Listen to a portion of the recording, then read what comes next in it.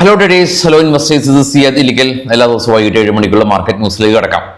Technically പറയുകയാണെങ്കിൽ Nifty ഇന്ന് 7 ദിവസം തുടർച്ചയായിട്ട് പോസിറ്റീവിൽ ക്ലോസ് ചെയ്യാൻ സാധിച്ചുവെങ്കിൽ കൂടിയും ഒരു പ്രോഫിറ്റ് ബുക്കിംഗ് ഇന്ന് ഉണ്ടായി എന്നുള്ളത് വാസ്തവം തന്നെയാണ്.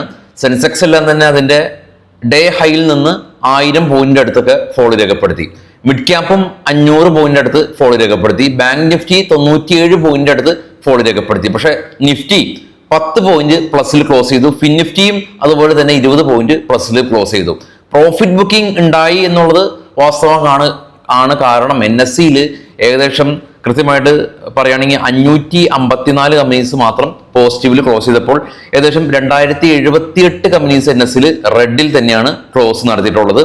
പക്ഷെ സ്റ്റിൽ 7th ഡേ നിഫ്റ്റി ഗ്രീനിൽ ക്ലോസ് ചെയ്യാനായിട്ട് പറ്റുക എന്ന് പറയുന്നത് 2024 സെപ്റ്റംബറിന് ശേഷം സാധ്യമായ ഒരു കാര്യമാണ് എന്നുള്ളത് നമുക്ക് ആ ഒരു ഫാക്ടർ പോസിറ്റീവായിട്ട് തന്നെ എടുക്കാം. നിഫ്റ്റിയിൽ ഇന്ന് അൾട്രാടെക് സിമെന്റ്, ട്രെൻഡ്, ഇൻഫോസിസ് തുടങ്ങിയ കമ്പനീസ് പോസിറ്റീവായിട്ട് ടോപ്പ് ഗെയിനേഴ്സ് ആയിരുന്നു. ആദാനി ഗ്രൂപ്പ് ഓഫ് സ്റ്റോക്കുകൾ, ആദാനി എന്റർപ്രൈസസും ആദാനി പോർട്ടും ഇന്ന് റെഡിൽ ക്ലോസ് ചെയ്തു. ഇൻഡസ്ഇൻഡ് ബാങ്കും റെഡിൽ ക്ലോസ് ചെയ്തു. ഇൻഡസ്ഇൻഡ് ബാങ്കിനെ സംബന്ധിച്ച് വാർത്തകളുണ്ട്, നമുക്ക് അതിലേക്ക് കടക്കാം. HDFC ബാങ്കും ആക്സിസ് ബാങ്കൊക്കെ ഇന്ന് ശക്തമായ രീതിയിൽ ബാങ്ക് നിഫ്റ്റിയുടെ ആ ലോസിനെ കുറയ്ക്കാനായിട്ട് പറ്റിയിട്ടുണ്ട്. ഇന്ന് ഓയിൽ കമ്പനീസ് ഇന്ന് ഒരു ഫോൾ ഉണ്ടായിട്ടുണ്ട്. പ്രധാനമായിട്ടും ട്രംപിന്റെ ഭാഗത്തു നിന്ന് പുതിയ താരിഫ് ഹൈക്ക് ഫിയർ സ്റ്റേറ്റ്മെന്റ് വന്നിട്ടുണ്ട്. വെനിസ്വേലയിൽ നിന്ന് ഓയിലെല്ലാം തന്നെ ഇമ്പോർട്ട് ചെയ്യുന്ന രാജ്യങ്ങൾക്ക് 25% താരിഫ് ഏർപ്പെടുത്തുമെന്നുള്ള ഒരു ന്യൂസാണ് ഇന്ന് IOC, ONGC തുടങ്ങിയ ഓയിൽ കമ്പനീസ് ഇന്ത്യൻ മാർക്കറ്റിൽ ഫോൾ ആയിട്ടുള്ളതും. ഗ്ലോബലി നോക്കുകയാണെങ്കിൽ ഇപ്പോൾ ക്രൂഡ് പ്രൈസിന്റെ എല്ലാം തന്നെ വില വർദ്ധിച്ചിരിക്കുന്നതിന്റെ കാരണം അദ്ദേഹത്തിന്റെ ഭാഗത്തുനിന്നുള്ള ഒരു പുതിയ പ്രസ്താവനയാണ്. ഓയിൽ സെക്ഷൻ തന്നെ നമുക്ക് ഇന്ന് കിട്ടി. US നിന്ന് പ്രധാന ഒരു ഈവന്റ് ഇന്ന് ഉണ്ട്. കൺസ്യൂമർ കോൺഫിഡൻസ് ഡേറ്റ 7:30 PM ഇന്ന് ഇന്ത്യൻ സമയം വരും. ഏറ്റവും പ്രധാനപ്പെട്ട ഈവന്റ് ഈ ഒരു ആഴ്ച US മാർക്കറ്റിൽ നിന്നുള്ളത് GDP ഡേറ്റയാണ്. 6 മണിക്ക് വരുന്ന GDP ഡേറ്റ വ്യാഴാഴ്ചയാണ്. വ്യാഴാഴ്ച 6 മണിക്കാണ് US നിന്നുള്ള GDP ഡേറ്റ വരുന്നത്. ഇനി നമുക്ക് കുറച്ച് സ്റ്റോക്കുകളുടെ വാർത്തകളിലേക്ക് പോകാം. അതിനു മുമ്പ് ഗ്ലോബൽ മാർക്കറ്റ് നമുക്ക് നോക്കാം.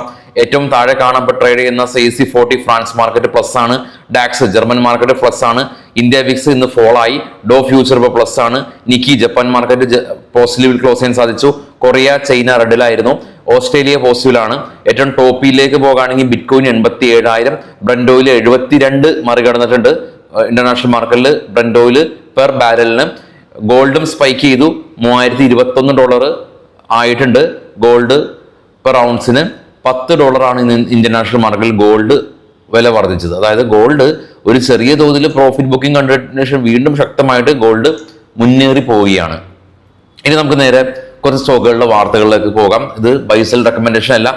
ഈ സ്റ്റോക്കുകളുടെ വാർത്തകൾ ഈ കമ്പനിയുടെ പേരെല്ലാം തന്നെ എഴുതാനായിട്ട് എനിക്കും താല്പര്യമുണ്ട്. പക്ഷെ ഇപ്പൊ കിട്ടിയ ഇൻഫർമേഷൻസ് വെച്ചിട്ട് അത് അത്ര നല്ലതല്ല എന്നുള്ളതാണ്.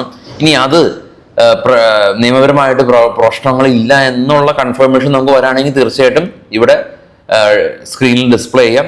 നിങ്ങൾക്ക് ഇതിനെക്കുറിച്ച് എന്തെങ്കിലും അറിയാമെങ്കിൽ കമന്റ് ചെയ്യുക. എനിക്ക് കിട്ടിയ ഇൻഫർമേഷൻസ് വെച്ച് ആണ് ഞാൻ പറയുന്നത്. ഡിസ്പ്ലേ ചെയ്യുന്നത് നല്ലതല്ല എന്നുള്ളൊരു അഡ്വൈസാണ് നമുക്ക് കിട്ടിയിട്ടുള്ളത്. അപ്പോൾ എനിവേ നമ്മൾ തുടക്കം മുതൽ എല്ലാ സെബിയുടെ നിയമങ്ങൾ പാലിച്ച് മാത്രമാണ് നമ്മൾ പോയിട്ടുള്ളത്. നമ്മൾ ഒരിക്കലും ഒരു ലൈവ് ട്രേഡിംഗ് ഒന്നും നടത്തിയിട്ടില്ല. നമ്മളൊരു കോഴ്സൊന്നും തന്നെ പ്രൊവൈഡ് ചെയ്തിട്ടില്ല. സ്റ്റോക്ക് മാർക്കറ്റ് എഡ്യൂക്കേറ്റ് ചെയ്യാനായിട്ട് സെബിയുടെ ഭാഗത്തുനിന്ന് യാതൊരു തടസ്സമില്ല. എഡ്യൂക്കേറ്റ് ചെയ്യാൻ പറ്റും എന്നുള്ള ആ ഒരു ഫാക്ട് നമ്മൾ പിന്തുടർന്നാണ് നമ്മൾ എഡ്യൂക്കേറ്റ് ചെയ്യുന്നത്. അതല്ലാതെ സെബി പറയുന്ന ചെയ്യാൻ പാടില്ലാത്ത കാര്യങ്ങളൊന്നും തന്നെ നമ്മൾ ചെയ്യാറില്ല. ആദ്യം മുതൽ ചെയ്യാറില്ല, ഇപ്പോഴും ചെയ്യാറില്ല. സ്റ്റോക്കുകളുടെ വാർത്തകളിലേക്ക് പോകാം. ഇൻഡസ്ഇൻഡ് ബാങ്ക്, പക്ഷെ ഞാൻ വളരെ സാവധാനം കമ്പനിയുടെ പേര് പറയാം, അത് നിങ്ങൾക്ക് എളുപ്പമാണല്ലോ.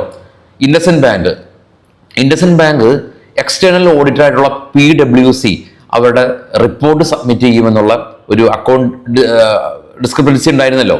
അപ്പോൾ അതിന്റെ റിപ്പോർട്ട് സബ്മിറ്റ് ചെയ്യും മാർച്ച് 28 എന്നുള്ള ന്യൂസാണ് ഇൻഡസ്ഇൻഡ് ബാങ്ക് ഇടിയാനായിട്ട് ഒരു കാരണം. കൂടാതെ തന്നെ ഇൻഡസ്ഇൻഡ് ബാങ്കിന് 30 കോടിയുടെ ഒരു ടാക്സും ഡിമാൻഡ് നോട്ടീസും ലഭിച്ചു.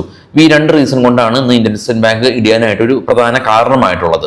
ഇനി HCL ടെക്കിനെ സംബന്ധിച്ചുള്ള വാർത്ത ഉള്ളത്, HCL ടെക്ക് അവരുടെ പുതിയ AI സ്മാർട്ട് ലോഞ്ച് ചെയ്തു എന്നുള്ള ഒരു ന്യൂസാണ്.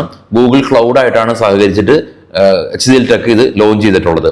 കോൾ ഇന്ത്യയായിട്ട് ബന്ധപ്പെട്ടുള്ള ന്യൂസ് ഉള്ളത്, ഇവർ ഗെയിലായിട്ട് പുതിയൊരു ബിസിനസ് കോൺട്രാക്ട് ഏർപ്പെട്ടു എന്നുള്ളത് ന്യൂസാണുള്ളത്. ഇനി ഇന്ന് HEJ ഗ്രാഫൈറ്റ് ഈ രണ്ട് സ്റ്റോക്കുകളെ സംബന്ധിച്ച് ഒരു പോസിറ്റീവായിട്ടുള്ള ന്യൂസ് ഉള്ളത്. ജപ്പാൻ ക്യാബിനറ്റ് ഒരു പുതിയ തീരുമാനം എടുത്തിട്ടുണ്ട്. Japan cabinet graphite electrode export ചൈനയിൽ നിന്ന് ചെയ്യുന്ന കമ്പനീസിന് 95% ആന്റി ഡംപിംഗ് ഡ്യൂട്ടി ജപ്പാൻ ഏർപ്പെടുത്തി. അപ്പൊ ഇത് HEJക്കും ഗ്രാഫൈറ്റിനും ഗുണകരമായി. രണ്ട് കമ്പനീസ് 2 ദിവസമായിട്ട് റാലി രേഖപ്പെടുത്താനുള്ള കാരണം ഇതാണ്. IRDA കമ്പനി 3800 കോടി രൂപയുടെ ബോറോയിങ് പ്ലാൻസ് എല്ലാം തന്നെ കമ്പനി ആവിഷ്കരിക്കുന്നുണ്ടെന്നുള്ള ന്യൂസ് ഉണ്ട്. ഫുഡ് കമ്പനീനെ സംബന്ധിച്ചുള്ള ന്യൂസ് ഉള്ളത് സൊമാറ്റോ, സ്വിഗ്ഗി ശക്തരായിട്ടുള്ള 2 ഫുഡ് ഡെലിവറി കമ്പനീസ് ആണ്.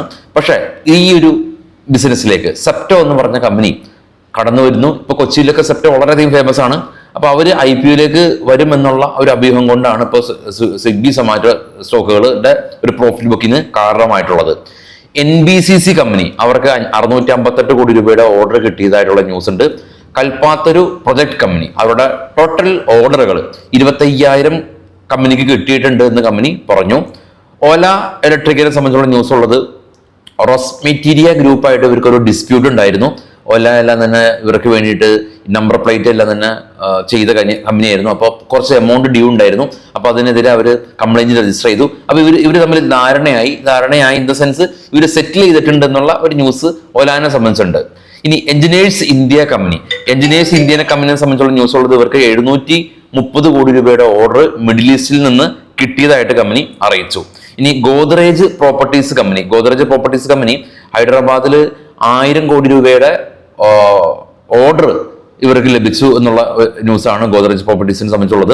1000 കോടി രൂപയുടെ ഓർഡർ അല്ല, 1000 കോടി രൂപയുടെ ഹോംസ് എല്ലാം തന്നെ ഹൈദരാബാദിൽ നിന്നുള്ള ഇവരുടെ പ്രൊജക്റ്റിൽ നിന്ന് കമ്പനിക്ക് സെല്ല് ചെയ്യാനായിട്ട് ഗോദ്രേജ് പ്രോപ്പർട്ടീസിന് പറ്റിയിട്ടുണ്ട്. ഗോദ്രേജ് പ്രോപ്പർട്ടീസ് ഒരു റിയാലിറ്റി കമ്പനിയാണ്. ഇനി റിലയൻസിനെ സംബന്ധിച്ചുള്ള ന്യൂസ് ഉള്ളത്, റിലയൻസ് സസ്റ്റൈനബിൾ എനർജി സൊല്യൂഷനിലേക്ക് വേണ്ടിയിട്ട് കമ്പനി ഇൻവെസ്റ്റ് ചെയ്യാനായിട്ട് കമ്പനി തയ്യാറെടുക്കുന്നുണ്ട് എന്നുള്ള ന്യൂസ് ഉണ്ട്. ഇനി ഇൻഫോസിസ്, IT കമ്പനിയായിട്ടുള്ള ഇൻഫോസിസ് നെതർലാൻഡിൽ അവരുടെ പുതിയ ഓഫീസ് അവർ ലോഞ്ച് ചെയ്തു എന്നുള്ള ന്യൂസാണ് ഉള്ളത്. വാരീസ് എനർജി കമ്പനി ഗുജറാത്തിൽ നിന്ന് അവർക്ക് അവരുടെ ഒരു പുതിയ പ്രൊജക്ട് കമ്പനി ലോഞ്ച് ചെയ്യുന്നുണ്ട് എന്നുള്ള ന്യൂസാണ് ഉള്ളത്. ഇനി ട്രെൻഡ് കമ്പനി സുഡിയോ, നമുക്കറിയാം ഇപ്പോൾ നഗരങ്ങളിലെല്ലാം തന്നെ സുഡിയോ ഉണ്ട്. ടെക്സ്റ്റൈൽ ശൃംഖലയാണ് ട്രെൻഡിന്റെ, സുഡിയോയും വെസ്റ്റ് സൈഡും. അപ്പോൾ സുഡിയോ 59 പുതിയ സ്റ്റോറുകൾ സുഡിയോ ആഡ് ചെയ്തിട്ടുണ്ട് എന്നുള്ളതാണ്. വളരെ ട്രെൻഡിങ് ആണ്, കാരണം വില കുറവാണ്, ഒരുപാട് കളക്ഷൻസും സുഡിയോയിലുണ്ട്. ഇനി സുബെക്സ് കമ്പനിക്ക് പുതിയ ഓർഡർ കിട്ടിയതായിട്ടുള്ള ന്യൂസാണ് ഇപ്പോൾ ഉള്ളത്. കമ്പനിയുടെ പേരുകളെല്ലാം തന്നെ സുപരിചിതമാണ്, അതല്ലെങ്കിൽ ജസ്റ്റ് ഒന്ന് ഗൂഗിൾ ചെയ്യാം. എനിവേ എല്ലാം തന്നെ ഇപ്പോൾ ഈവൻ കമ്പനിയുടെ പേര് ഡിസ്പ്ലേയിൽ ഉണ്ടെങ്കിൽ തന്നെയും ഇതെല്ലാം തന്നെ ന്യൂസുകളാണ്, ബൈസെൽ റെക്കമെൻഡേഷൻ അല്ല. അപ്പോൾ നമ്മൾ ഈ രീതിയിൽ നമ്മൾ സെബിയുടെ കാര്യങ്ങളെല്ലാം തന്നെ ഫോളോ ചെയ്ത് മുന്നോട്ട് പോയാലാണ് ചാനൽ എന്നും നിലനിൽക്കുള്ളൂ. അതല്ലെങ്കിൽ ചാനലിന് പ്രശ്നങ്ങൾ വരും. അപ്പോൾ നിങ്ങൾക്ക് ന്യൂസുകൾ കിട്ടില്ല, നമുക്കത് പ്രസന്റ് ചെയ്യാനും പറ്റില്ല. അപ്പോൾ നേരത്തെ പറഞ്ഞ പോലെ തന്നെ ഡിസ്പ്ലേ ചെയ്യാൻ പറ്റും, അത് പ്രശ്നമില്ല എന്നുള്ള ന്യൂസ് നിങ്ങൾക്ക് ഉണ്ടെങ്കിൽ ഷെയർ ചെയ്യാം. അപ്പോൾ എനിവേ എല്ലാവർക്കും ശുഭരാത്രി. Thank you.